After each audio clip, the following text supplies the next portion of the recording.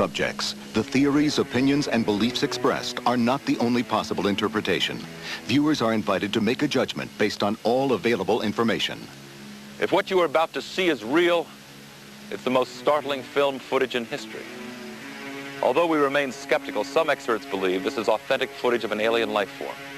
Real or not, we must warn you. This appears to be an actual autopsy. And some of the footage you will see in the next hour is very gruesome. Stay with us as we put the question to you. Alien autopsy, fact or fiction? Once again, we must warn you. This appears to be an actual autopsy, and some of the footage you'll see in the next hour is very gruesome. So stay with us as we put the question to you. Alien autopsy, fact or fiction? There must have been alien bodies. If the footage is authentic, that pretty well proves it. We've learned that aliens are visiting the Earth. Daddy said they looked like a small 10-year-old child. You could have the proof that this actually was an extraterrestrial craft. I'm not seeing a liver over to the right. I'm seeing a mass that I cannot readily explain. And I have great difficulty in correlating this with any human body that I have seen. This really felt like a real body that was being cut open. It's the story of the millennium. If it's a true document, it is a document of exceptional importance. If it's a fake, it should be hailed as one of the most extraordinary fakes ever put together by a filmmaker.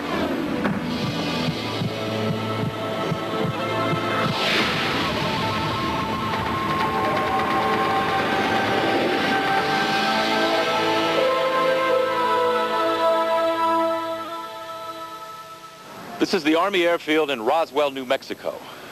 During World War II, this was the base of the elite 509th Bomb Group. The Enola Gay that dropped the atomic bomb on Japan originated from here. The men and women who lived and worked here were used to keeping secrets. But in the summer of 1947, something definitely crashed just outside of town. And 48 years later, it remains a mystery.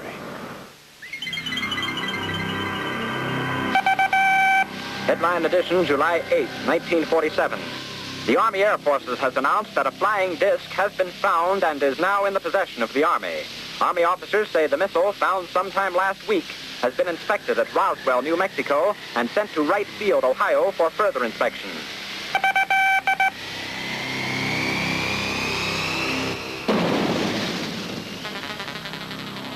I was called to headquarters, was given copies of a press release which stated in essence that we had in our possession a flying disc. I was told to hand deliver to the 4 news media we had in town at that time. We had 2 radio stations and 2 newspapers. Walter Haut was the public relations officer for the 509th Bomb Group. His press release quickly made the rounds to the radio networks and evening papers around the country, feeding the curiosity of a nation where hundreds of flying disc sightings had been reported in recent months. But it was over almost as soon as it began. Within 4 hours, General Ramey, commander of the 8th Air Force, had taken charge, issuing a new statement. It wasn't a flying disc at all. Everybody believed it, that it was a weather balloon. The way it was handled, it was a real slick way. Say, yes, we've got a flying saucer, and then have a general who is much more knowledgeable, naturally, say, no, that was a new type of weather balloon. But the residents of Roswell knew it was something more than a weather balloon. My father was on the intelligence team at the Roswell Army Airfield, and it was his job to look at what they thought was a crashed aircraft or crashed something out there out of Roswell. When he came in, he was very excited. He woke my mother and myself up at must have been 1 or 2 o'clock in the morning, and he wanted us to see what he was bringing in from the field. He said, this is parts of a flying saucer, and it was all brought in and spread out on the kitchen floor, and we just looked at it. You know, I picked up this particular I-beam and held it up to my upper left to look at it with the kitchen light reflecting on the inner surface. And that's when I saw the writing. are this symbols of some sort. I thought at first, this is hieroglyphics or some kind of writing like that. It certainly looked alien to me.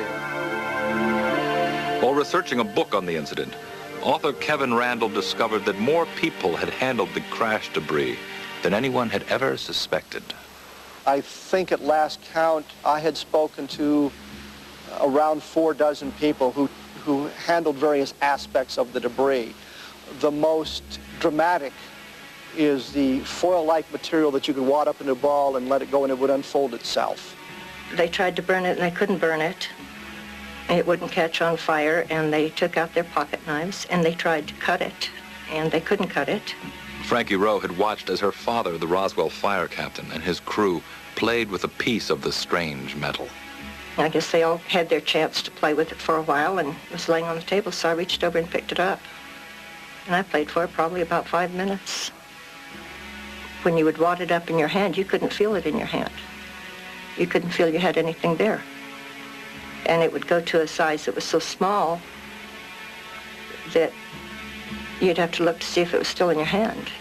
And then when you drop it, it spread out all over the table. I sincerely believe we had the crash of something from outer space, because we still don't have materials that compare with the descriptions I've gotten of the material that was picked up out on the ranch and brought into town. If there was any doubt that a flying saucer had crashed, Frankie Rowe's father, one of the first at the crash site, had seen the most convincing proof of all. Living proof. Daddy came in so excited, and he said what they saw was not from this world. There were 2 bodies that were laying on the ground outside of this craft, and that there was one, what he called little person. And he said there's one little person that was walking around, and he said they were still alive. And he said that the other 2 were dead, and that this one that was alive was very sad. My dad would not have gotten excited over a weather balloon. He was not easily excitable. And this is the most thrilled I'd ever seen him in my life. He thought that was the most fantastic thing in the world. Through his numerous interviews with those connected to the Roswell incident, Kevin Randall has been able to put together a sequence of events from the time the spacecraft and bodies were recovered. The best evidence we have from a number of eyewitness sources is that the craft and the bodies were brought to Hangar 84 on the Roswell Army Airfield and stored overnight before transport. What we understand from the eyewitness testimony is the bodies were sealed in a large wooden crate kept at the center of the hangar. It's absolutely brilliant what they did. They announced they have a flying saucer, but they've already captured it. They've already got it. There's nothing to see, so nobody goes out looking for the thing. Then they shift everything to Fort Worth. The higher headquarters says, no, those guys made a mistake. It was just a weather balloon. The press can't find Jesse Marcel because he's in Fort Worth and he's been silenced. You know, when he came back from Carswell, after flying the debris, he did tell me not to talk about this, told my mother not to talk about this. This is a non-event. Play like it never happened. Don't even talk about this with your friends, which I didn't. And years later, he confided that he was actually part of the cover-up because he went along with the Air Force explanation, even though he knew full well that that was not true. There's corroborative testimony that suggests somebody was putting pressure on people to silence them, and they used what means were necessary to keep those people silent. With the military people, it was merely the threat of imprisonment and going to jail because they understood that. With some of the civilians, they were told that if you ever talk about it, you will be killed. In the case of Frankie Rowe, a military officer came to ask her about the strange piece of metal that she had handled. I said, yes, I did handle it. And he started emphasizing, no, you didn't. Well, my mother was pretty strict, and we didn't lie. So I'm insistent that, yes, I saw it, yes, I held it. And he got mad, and he got louder, and he had one of those, looks like a small baseball bat that hooks on the side of your belt, and he took that out, and he's holding it, and he starts beating his hand. Every time he said something, he would hit that on his hand, and he would say, I want you to understand, you were never there. You did not see anything. You did not hear a conversation. And he said, if you can't understand this, there are things that we can do. He said, we could take you out here in the middle of this desert. He said, this is a big desert here. He said, no one will ever find your bodies, ever. No one will ever know what happened to you. He said, the only way I'm going to let you stay around or live is if you promise you'll never talk about this the rest of your life. So I told him I wouldn't. The people of Roswell kept quiet about what they saw. Supposedly, under tight security, everything from the crash was loaded onto planes. Many believe the debris was flown to Wright Airfield in Dayton, Ohio. The bodies were thought to have been flown somewhere else. The government wanted the story to die, and for decades, the cover-up was successful. But what may be the most convincing evidence somehow escaped detection. Coming up, our first look at the alien autopsy that some experts believe could be the real thing. And we go deeper inside the body, revealing graphic, never-before-seen footage. Are these organs human or from an alien life form? When Alien Autopsy, Fact or Fiction, returns. Here in the desert just outside Roswell is where the alleged crash happened some 50 years ago. Was it a flying saucer? Were there alien bodies on board? Or was it just a weather balloon, as the Air Force claimed? People still come and look for some kind of clue. But the evidence of the alien crash didn't come from here. It was revealed halfway around the world. An alien autopsy is always going to be the subject of ridicule. Who's going to believe that an alien autopsy is an alien autopsy? It's just a ridiculous subject. Ray Santilli owns a small music and video distribution company in London. He was acquiring some 1950s rock and roll footage when an elderly American cameraman he had been dealing with said, "By the way, I have something else to show you." And, we looked at it, and it was just the most incredible piece of film. And obviously, my first impression is, this can't be real.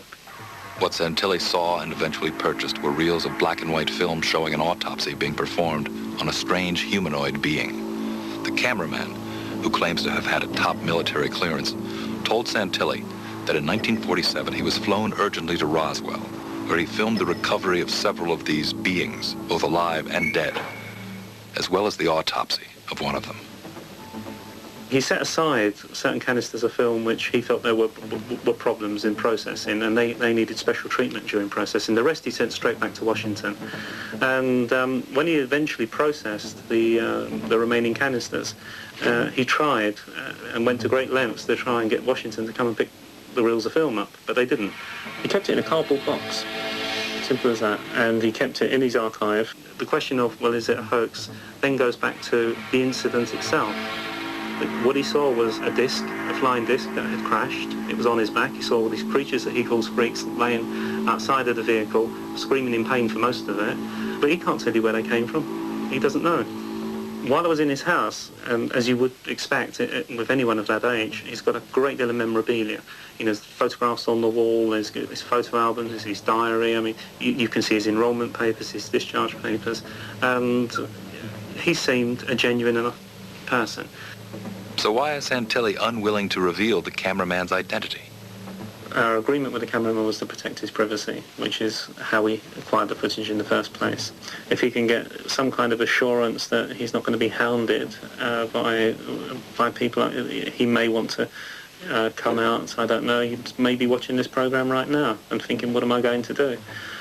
His concern is, firstly, he's in his 80s. He just wants a peaceful life. That's the first thing. Secondly, he's accepted money, which is cash, and what effect is that going to have in terms of his tax position as well? I think the pressure will increase upon him. I think he'll realise that if he is telling the truth, and I've no reason to doubt that, if this was, a crash of a space vehicle from wherever, that it is the most momentous event in human history, and he owes it to mankind to tell his story. We've satisfied ourselves that the footage is genuine. It's not a question of the Hitler diaries or a situation like that. All we're doing is we're placing it into the public domain and saying, look, here it is, please investigate us. Coming up next. The head was too large for the body, and the skin color was a pink. Is this footage authentic? Experts from Kodak give their opinion, and we take an even more graphic look at the autopsy with never-before-seen footage. You decide when Alien Autopsy, Fact or Fiction, returns. This film we're about to show you is either the first documentary evidence that an alien being visited our planet, or it's one of the most ambitious and fantastic frauds ever put on film. The alleged cameraman claims he shot the footage at Fort Worth Army Air Base. In a letter, he explains to us that one of the aliens discovered near Roswell had been secretly flown there for further study. This could be the world's first look at an actual being from another planet. You are watching the autopsy of what some say is an alien from outer space. Though silent, the 17-minute film is as dramatic as any science fiction thriller to come out of Hollywood. But this may not be a filmmaker's fantasy. This could very well be real. The strange body appears intact, except for an ugly wound on the right thigh. Two mysterious doctors wearing contamination suits study its bizarre features. A third person wearing a mask watches from behind the glass partition. Is this indeed a top-secret military autopsy performed on an alien in 1947? Like with any mystery, we need to hear from witnesses, examine the hard evidence, and bring in the experts. First, the eyewitnesses. Daddy said they looked like a small 10-year-old child. The head was too large for the body, and the skin color was a pink with a kind of a gray cast to it. And of course, you can't tell skin color in this, but the size, the shape of the eyes, that would all pretty well fit. The nurse that was supposedly there described an individual that may have looked somewhat like the individual that was being autopsied. The large head, the black eyes. I think she described 4 fingers rather than 6. So there's a discrepancy or difference there. According to Frankie Rowe, her father discovered 3 beings still alive at the crash site. He kept saying, there's no need for us to be afraid. They're not here to hurt us. And he said that he really felt badly that we couldn't help them. The cameraman writes that he photographed 3 strange beings. Each was crying, clutching a box close to his chest. They cried louder as we approached, he writes. One of the officers managed to pry loose the box by hitting the being with the butt of his rifle. I feel very sorry for whoever that was. If it was from some other world, planet, their family will never know what happened to them. They'll never go back home. Of course, this could all be a story that the cameraman made up. An eyewitness testimony is sometimes unreliable, especially when it's almost 50 years old. What clues can we examine to determine whether what we're seeing is a true historical document or a clever fabrication? We've looked closely at some of the objects in the room. Our purpose? To determine whether they even existed in 1947. The wall clock. A General Electric model is indeed from the 1940s. And that black phone with the heavy receiver and the curly cord is a Bell Standard model from 1937. Though they could all be purchased later, their presence in the room is nonetheless consistent with the time period. That brings us to the film itself. Can it be dated? We took the film to Larry Cate, who spent 16 years in the manufacturing division of Kodak. Eastman Kodak Company, in trying to distinguish the age of the film, keeps track of the date of manufacture, and this is done through geometric codes. And the symbols on the edge code were a square and a triangle, which were used in Rochester, New York by Eastman Kodak Company to denote the following years of manufacture, 1927 or 1947 or 1967. So the film stock itself could be from 1947. What about the way it was shot? What can the very look of the film reveal about its authenticity? It would make much sense to think that, yes, this film could have been shot in the late 40s, early 50s. Paolo Kerke-Uze is senior curator of motion pictures at Eastman House in Rochester, New York. I'm often asked how difficult it is to fake a film. The answer is no. You cannot fake a motion picture that easily. It would require an amount of technical know-how, of sophistication, that would make the operation not worthwhile. I have to say I feel that what we've seen here is a hoax. Alan Davio is one of Hollywood's most acclaimed cinematographers. He was the director of photography on E.T., Bugsy, Empire of the Sun, and Congo. Davio is suspicious of the film because of how it regularly goes out of focus as if to hide what may not be real. what we're seeing here is somebody photographing this intentionally letting the image go out of focus. It just doesn't make sense that he would go in and make no adjustment on the focus. The fact that it lost focus is consistent with the type of equipment that they had to be using. Roderick Ryan knows as much as anyone about what it was like filming for the military in the 1940s. A combat cameraman for the Navy, he photographed the most secret government projects during the 40s and 50s, including the atomic bomb tests at Bikini Atoll. The cameras in general use at that time by the military were Filmo cameras made by Bell & Howell. The camera did not have through-the-lens focusing, so if it maintained focus, there could be the possibility that it was done with modern-day equipment which you can maintain focus, and that it was simulated rather than real footage from 1947. Davio was also suspicious of the film's authenticity because of the photographer's apparent inability to get the best shots. There's one case in particular where they're sawing the skull, where the person operating the camera continuously moves to a place repeatedly that he's not going to see anything, the doctor's back, and doesn't make the effort to go around the other side to look at the saw coming towards you and perhaps get a better view. He keeps moving to keep out of the way of the surgeons. If you look at the surgical crew, they're moving also, and he's just trying to be inobtrusive. We've had this out with the camera because, if nothing else, his integrity in terms of camera work is the only thing that's actually forced the comment out of him, because people have criticised the camera work. The cameraman was dressed in the same outfits as the surgeon, so he was restricted in his movement. And he said that the handheld camera was standard issue at that time. They didn't treat it any different because it was either an experiment or an alien creature. The role of a photographer in the military is usually to record an event. It is not his job to do pretty pictures. And this, I think, was a very adequate job of recording an event. I will say that there's some terrific work done here, but I do not believe that this is a real event that I'm seeing. Every fake I've seen, the impression of fake comes up immediately. Let's put ourselves in the position of someone who decides to make a fake. Why in the world someone would invest such an amount of money, of effort, of mise-en-scène to put together a 23 minutes film of this kind? It defies reason. It doesn't make sense. Let's say the film is from 1947. Kodak says that's possible. And it looks like an Army photographer could have shot it. That doesn't mean this isn't a hoax. But how far would someone have to go to stage it? Camera tricks are one thing. But how do you fake the flesh and blood body of an alien? Especially one that's about to be cut open.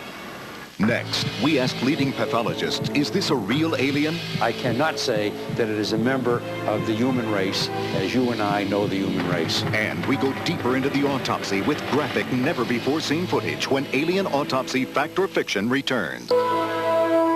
Is this really an autopsy of an alien being? Or could it be something else? A dummy? A deformed human? An incredible hoax? To find out, we showed the film to two of the world's leading pathologists. And I have to issue a warning at this point. What you are about to see is extremely graphic. Chris Milroy is a senior lecturer in forensic pathology at the University of Sheffield in England. His expertise in determining the cause of death has made him a sought-after witness in murder cases around the world. Cyril Wecht is a past president of the American Academy of Forensic Sciences. He has performed or supervised close to 40,000 autopsies. I have never performed an autopsy on any body that even closely resembles the being that we see on this film. Well, the ears are low set. They're below the position that one would expect to see in a normal human being.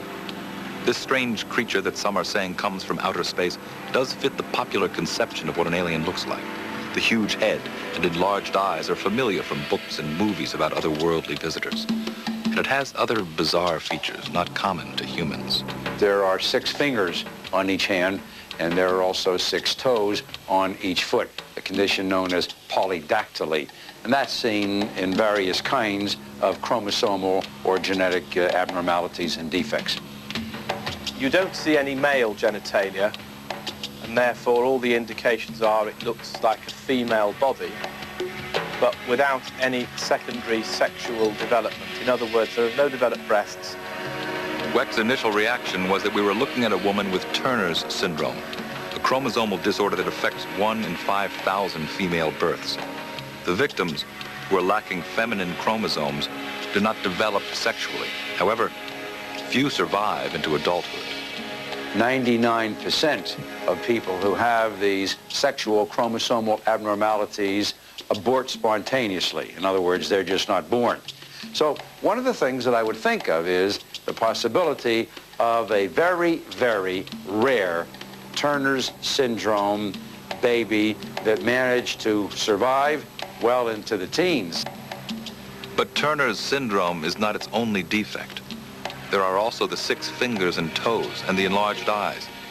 Can this extraordinary diversity of disorders ever appear in one human being? I wouldn't be surprised to find something with this pattern of abnormalities. I would think it would be very rare, but I wouldn't be surprised if someone said that this has been described somewhere in the medical literature. Not only is the body being examined a mystery, but so are the examiners hidden behind their contamination suits. As respected teachers, both Wecht and Milroy have trained hundreds of doctors. They know how a real autopsy is conducted versus what would give away an amateur or even an actor. They are either pathologists or they're surgeons who have done a fair number of autopsies. This supposedly was filmed in 1947. And while things haven't changed, we see some things that would have been expected at that time, such as the use of a handsaw in removing the skull cap. I should also like to point out that this kind of a rectangular-shaped, somewhat sunken tray was the kind that I recall being around many, many years ago. We don't see these things around very much today, if at all. The basic procedures that were being carried out are those that one would do in an autopsy. There are certain questions that I have to ask about the procedures. If this is purportedly an alien, I question whether you would just spend 2 hours on it. One would surely spend weeks, months, if not years, dissecting somebody who is, a body of an alien.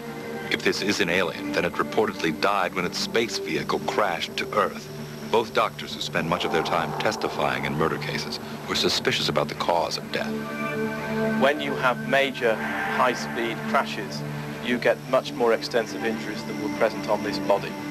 The injuries present are odd, in that there is really only one major injury, and that is to the right thigh.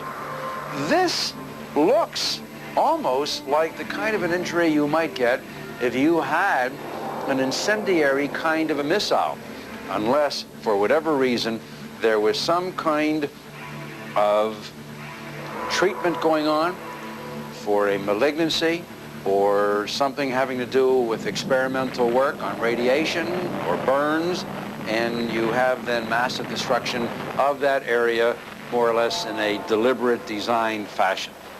A radiation experiment gone wrong? That would explain why the doctors are protecting themselves with contamination suits. And radiation could be the cause of the being's death and also its freakish deformities. Remember, Roswell, where the body was supposedly found, was near the site of our military's secret nuclear testing program. Could this represent some very unfortunate woman who had a malignancy, probably of the ovaries or the cervix, the uterus, who then received radiation treatment? That's a possibility that we should keep in mind. But that would not explain, as far as I'm concerned, obviously the polydactyly. That's not going to make toes and fingers grow. That would not explain the disproportionately large head and would not explain the disproportionately large orbital sockets. If the pathologist cannot yet explain what could have caused this uniquely deformed creature, maybe they'll find the answer to the mystery when the dissection begins. That's when they take their examination to the inside of the body. I cannot relate these structures to abdominal contents. The liver, if it were the liver, should be over here to the right. I'm seeing a mass that I cannot readily explain And I have great difficulty in correlating this with any human body that I have seen. This is a structure that must be the brain if it is a human being. It looks like no brain that I've ever seen, whether it's a brain filled with tumor, a brain that has been radiated, a brain that has been traumatized and is hemorrhagic.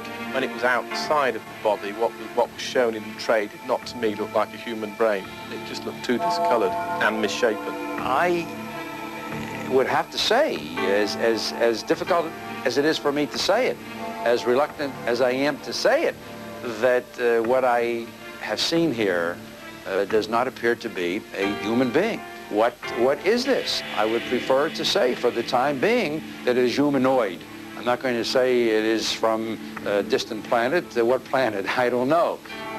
But I cannot say that it is a member of the human race as you and I know the human race. Of course, another explanation is that this is not the body of a flesh and blood being at all, but rather a man-made creation designed to fool whoever sees it. How hard would it be to make a dummy that bleeds so convincingly? No one is better at tricking the public that monsters can be real than Stan Winston, whose company has created some of the most lifelike creatures to come out of Hollywood. He built the dinosaurs in Jurassic Park, and appropriately enough, the extraterrestrial predators of aliens. For Winston, recreating a simple humanoid like this should be a piece of cake. My initial reaction when I first saw the piece was that it was not real, that it was a body that someone had created as a prop. And we started the autopsy and actually cutting this body open and knowing how difficult it is for us in the live effects world to actually simulate cutting skin. I started looking at it and saying to myself, if in fact this isn't real, I would be real proud of creating an image like that myself today. In fact, I want to talk it over with some guys here in the studio as to how we would do that.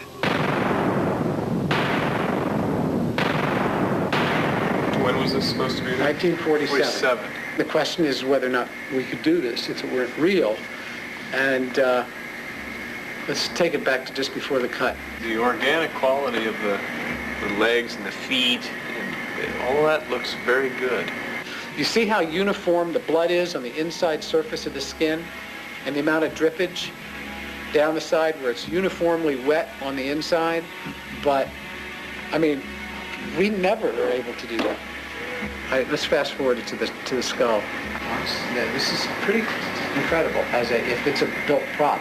Point is if we did this, I'd be pretty proud of it. Yeah. This is what I find most interesting. Yeah. Very real. Is the peeling of this skin and how to create this uneven exactly, and how to create that on a skull. Is to cast the skull inside the skin.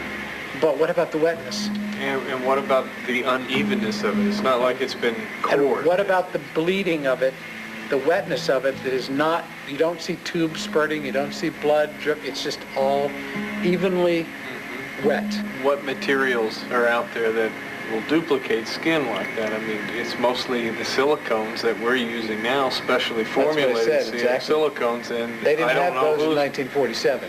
No, they didn't. And anybody that's got access to them now has been out there doing a lot of big-time Hollywood monster movie stuff. Yeah, and I don't know how they did this. If it's been done today to look like it was done then, there would be a many, multiple thousands of dollars. Stan, even if it wasn't made to look, period, I mean, just to do this properly would be really... Be very expensive. And my hat's off to the people who created it, or that poor alien that's dead on that table. Coming up next, the gruesome, never-before-seen footage that may help answer the question, is this an alien being or just an incredibly elaborate hoax? As the structure is removed, it assumes a larger proportion, which could even be a large amniotic sac. And will the government ever come clean about what happened at Roswell? The filmed autopsy of this alien-looking creature mystified the pathologists and movie makers we showed it to. And the deeper the autopsy went, the more baffled they became. Much of this footage is particularly disturbing, but because of the intense worldwide interest generated by our original broadcast, we're now showing the more graphic parts of the autopsy for the first time.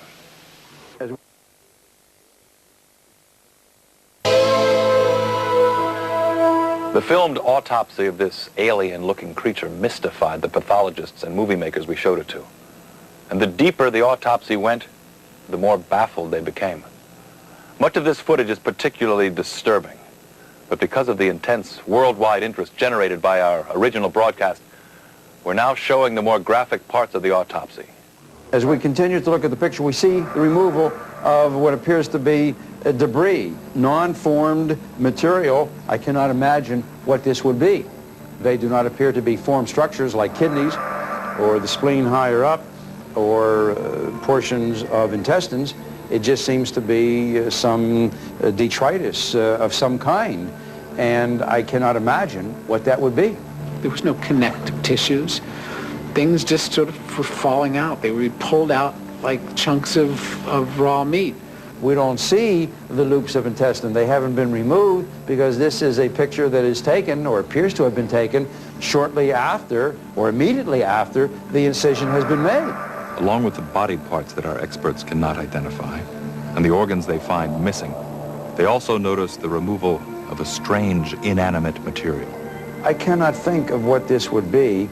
There is some care being taken to isolate a structure, to dissect it, to remove it, and then to apparently place it in some kind of a container. It was a vaguely crystal-shaped object, but I'm partly guessing now. Whatever this mysterious object is, whatever its purpose, it is by no means as inexplicable as what the doctors discovered next.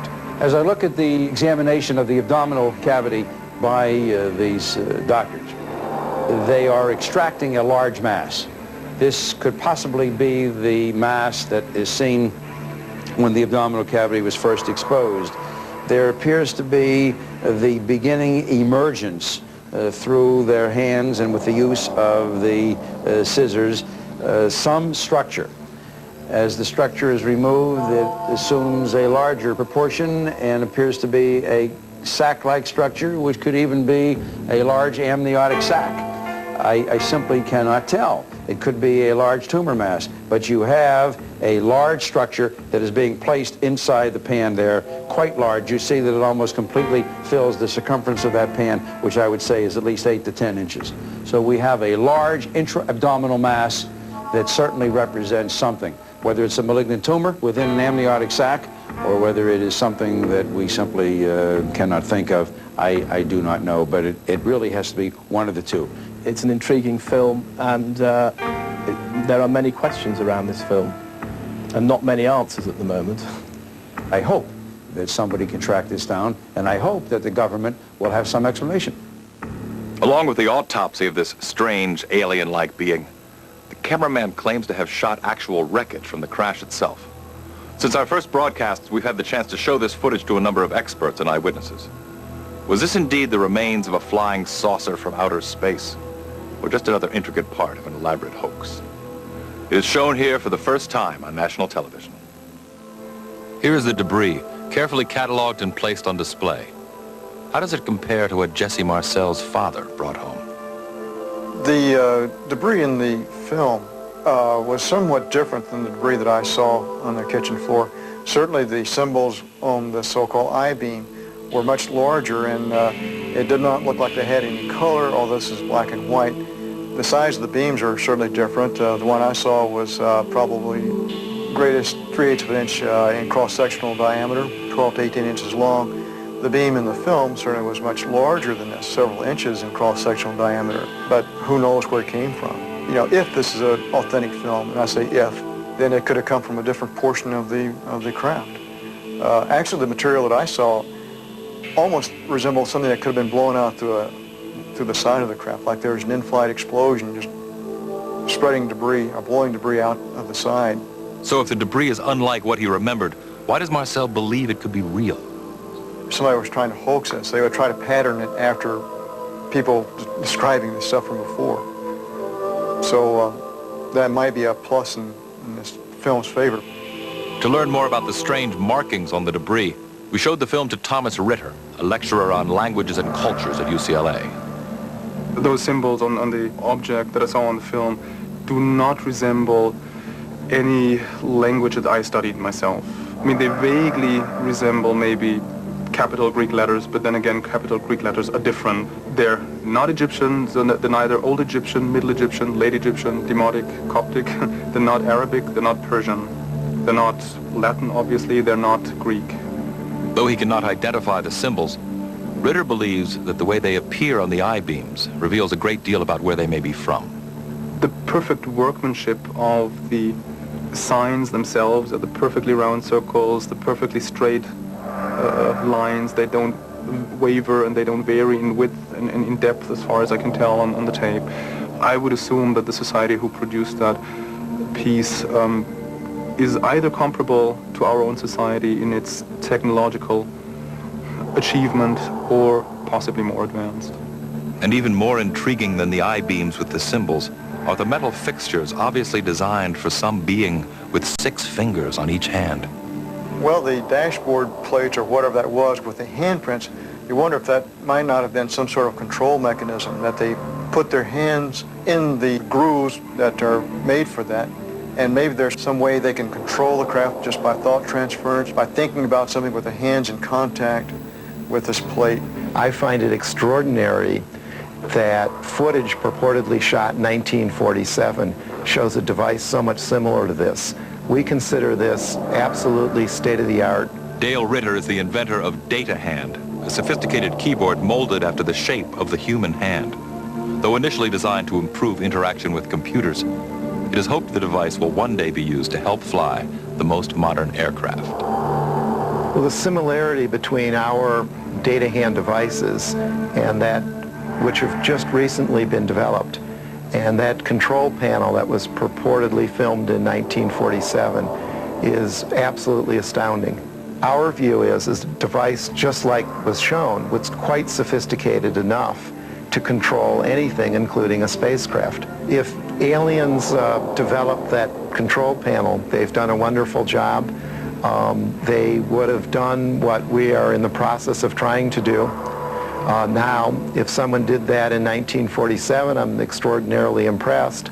And if they did it with a technology advanced enough to build flying saucers or spaceships, I'm extremely flattered. Alien Autopsy, Fact or Fiction will return.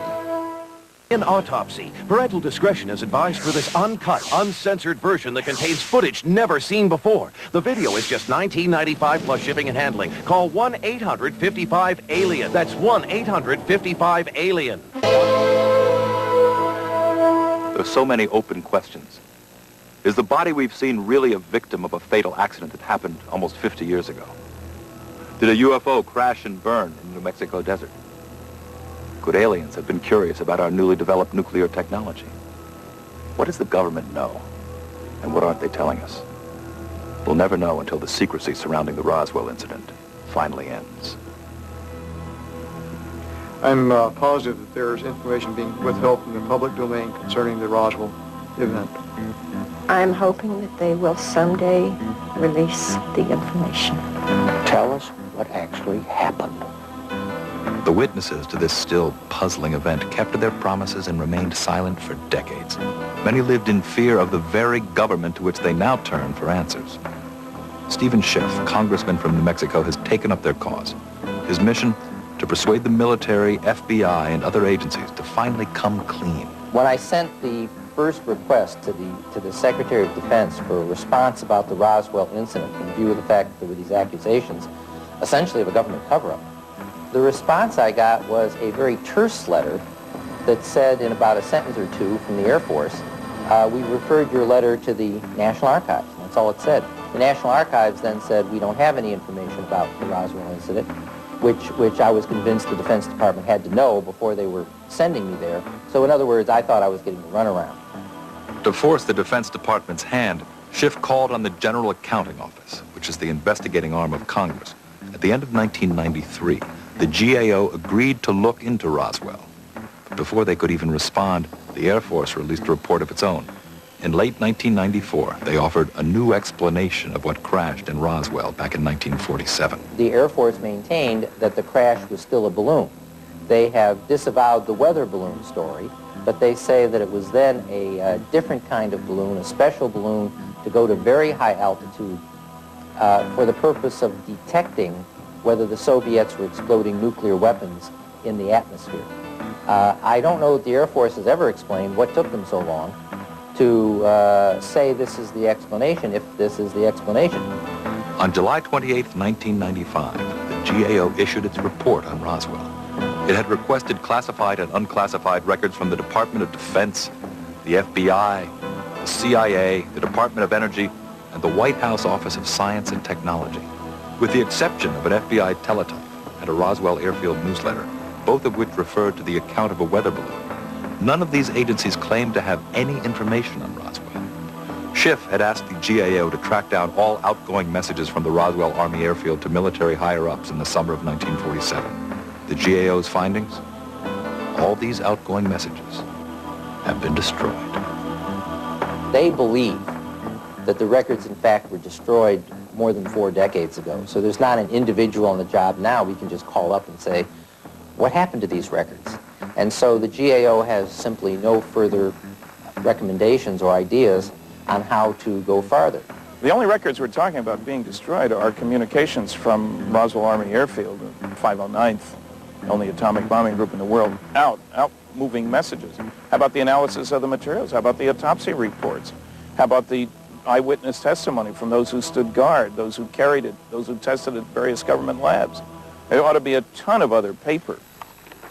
Stanton Friedman and other researchers believe that the complete file in Roswell still remains hidden. It's a file they believe that includes documentary evidence of a crash of a flying saucer and the autopsy of the alien found within. There is no question that film exists of the autopsy. We've been told by people who participated in the cleanup on both the debris field and the impact site that photographs were taken. Film was taken. Is this film part of that evidence? Or is it simply a hoax not even connected to Roswell, but that some are hoping is real in their eagerness to find answers to this 50-year-old mystery? It doesn't seem to me that somebody has put together a gigantic spoof here. If they have, boy, they're wasting their time in engaging in some small ripoff like this. They should be in Hollywood making some fantastic films with Steven Spielberg or something. Nothing about this thing feels phony. If you came to me and said that you created this illusion, you'd be working here like that. My guess is that this was done by somebody strictly for money. I think eventually it will be shown to be a hoax, but by that time, Santilli will have collected his royalties from the different television companies throughout the world, and he will have made the majority of his sales of videos. If it's a true document, it is a document of exceptional importance. If it's a fake, it should be hailed as one of the most extraordinary fakes ever put together by a filmmaker. What if? What if? What if the alien is real? Let's consider. He was an explorer, perhaps a scientist. Crashed and died on a distant blue planet, light years from his home.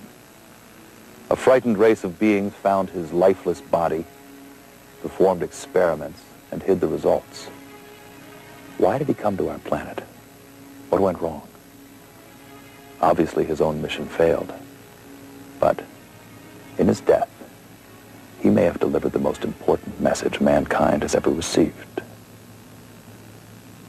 We are not alone. I'm Jonathan Frakes. Good night.